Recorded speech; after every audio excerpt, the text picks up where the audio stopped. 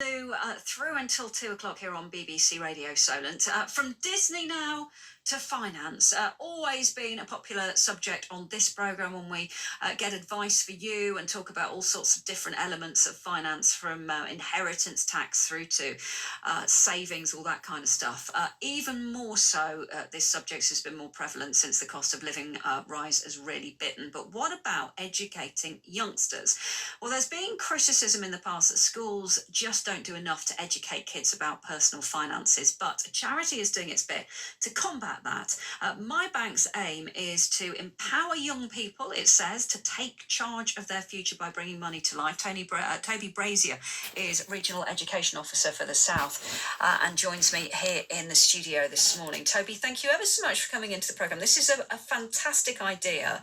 I've heard about this, been looking at your website. Brilliant idea, because I remember when I was at school, we didn't learn anything about personal finance. We spent ages doing trigonometry, doing fractions, learning scientific calculators, which I still haven't got to grips with. But when it came to understanding mortgages, for example, I was completely coming at it cold when I bought my first house. Tell me more about why the charity was set up then. Brilliant, no problem at all. So MyBank was set up with the purpose to obviously educate young people and empower young people to take charge of their own money, and typically those things, as you said, that we don't get taught in school. And MyBank is a fully funded financial education base, and another goal is to create a financially capable future, and to wow those young people and to get them to understand that when they grow up, money is an actual thing, and it doesn't just grow on trees, unfortunately. Yeah. It's an interesting one. I was looking at some of the stats on your website, and it was 7 to 11-year-olds in that age bracket. Only 45% said that they received key elements of financial education at school or at home. And 18 to 24-year-olds, the average unsecured debt of £1,460. Also, the 18 to 24-year-old bracket, the most likely age to turn to payday loans and high street interest loans to make ends meet, and 70% of that age bracket spending money on something that they had second thoughts about afterwards, which puts everything into perspective, really, because this is the age where, you know, even now, with everything that we're hearing about in the media, it is so important. So how are you working with youngsters? Is it a case of starting really early? How does it all work? It is. So our programmes start from primary school age, and we work with all the way, as you said, from 7 to 25-year-olds. So we go into all different education providers, primary schools, secondary schools, college and sixth form organisations, and young people organisations as well. So organisations like the Princess Trust, different provisions, etc. I'd like to support them. And starting from our primary school age-based programmes, we tend to target the look-around behaviour about money. So what is money? How does it work? Looking at maybe different needs and wants. So what should you prioritise before you buy something? You know, it's no good going out and buying the latest PlayStation if you can't afford to have breakfast in the morning. So not necessarily giving them notes and coins and hard cash, but just bringing the message and relaying the message to them in a way that which they understand. And then going on to our secondary programmes, it's more about prevention with money. So what is debt? Maybe what taxes, national insurance, and again, getting them to understand what money actually is, and how it works. And then moving on to college and sixth form sort of organisations, we start to then talk about student loans, how they work, explain to them what debt is, signpost them to different regions if they need to.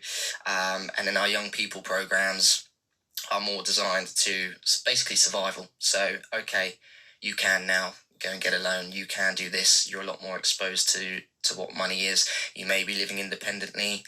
So that is a lot more realistic factor of what's going on in the world. You know, we talk about inflation and all the things that are going on with money at the minute. It's an interesting one, because it's not, from what you're saying, a case of saying don't get into debt. Debt is bad. For some people, it is inevitable. And talking about, you know, going through university or going through further education and student loans and things like that. So it is about understanding it and about managing it. Of course, we always say to the young people in the room, I guarantee almost all of you in this room at some point in your lives will borrow money.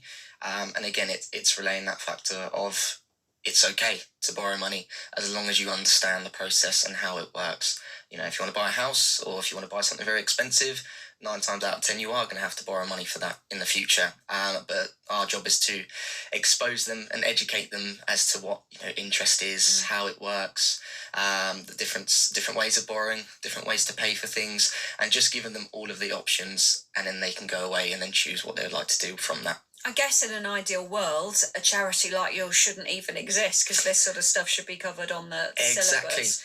But it does, which is fantastic. So how do schools access your services then? So we take bookings through the website. So obviously down here in the south we have a south hub, and we have different hubs nationally as well. But they can go to our website, they get in contact with us, and then we can book them in on our system. Obviously term time, we tend to do a lot of PD days or drop down days for schools, so we tend to be perfect for that.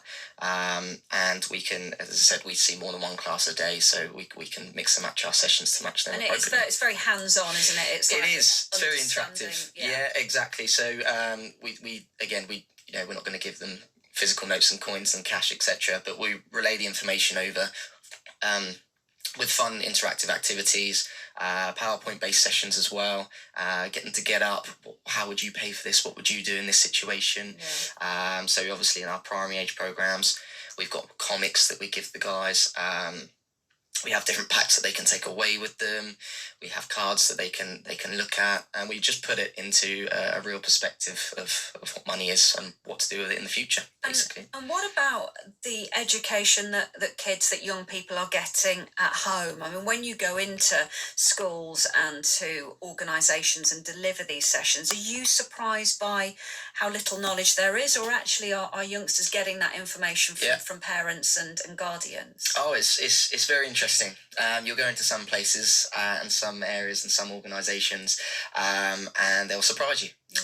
Some places will know a lot, or some children will know a lot, and others will not understand absolutely anything. So, and that can be in one class as well, so all together.